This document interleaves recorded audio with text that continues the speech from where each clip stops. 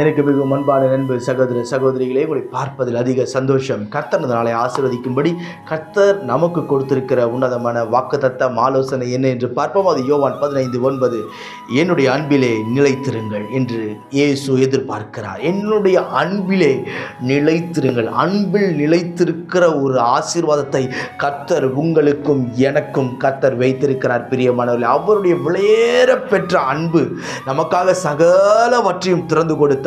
சகல மேன்மையும் விட்டார். எல்லாருக்கும் தம்மை தாமை தாழ்த்தினார். பிரியமானவர்களே, அந்த அன்பிலே நீங்களும் நானும் ஏதோ ஒரு கெஸ்டை போல வந்து போவதல்ல, நிலைத்திருக்க அவர் விரும்புகிறார். இன்னைக்கு நிலை நிற்கிற ஒரு அன்பு நமக்கு தேவை. இன்னைக்கு எல்லாருக்கும் ஆண்டவரை தெரியும்.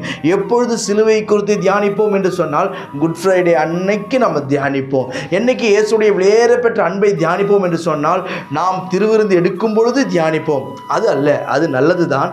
ஆனாலும் கர்த்தர் சொல்லுகிறார், என் அன்பிலே நீங்கள் நிலைத்திருக்க வேண்டும் என்று சொன்னால் அனுதினமும் நீங்களும் நானும் அவருடைய அன்பை நினைத்து தியானித்து அவரை உயர்த்த பழக வேண்டும். அன்பிலே நிலைத்திருங்கள், என்னுடைய அன்பிலே நிலைத்திருங்கள் என்று ஆண்டவர் எதிர்பார்க்கிறார். எப்படி நாம் அன்பிலே நிலைத்திருக்க முடியும்?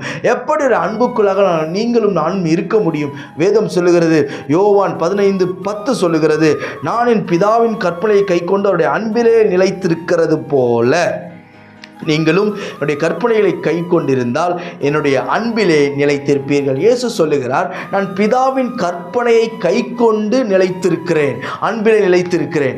அதே போல் நீங்களும் என்னுடைய கற்பனைகளை, என்னுடைய வார்த்தைகளை கை கொண்டு நிலைத்திருந்தால் என் அன்பிலே நீங்கள் நிலைத்திருப்பீர்கள் என்று சொல்லி இன்றைக்கு கர்த்தர் எதிர்பார்க்கிற காரியம் என்ன? ஏனோ தானோ என்று வேதத்தை வாசித்து தூக்கி போட்டுவிட்டு போகிற வாழ்க்கை அல்ல. இந்த வார்த்தையின்படி நீங்களும் நானும் நடக்கும் பொழுது, இந்த வார்த்தையின்படி நீங்களும் நானும் செயல்படும் பொழுது, இந்த வார்த்தையின்படி நீங்களும் நானும் கிரியை செய்யும் பொழுது, நிச்சயம் சொல்லுகிறேன் நாம் அன்பிலே நிலைத்திருக்க முடியும்.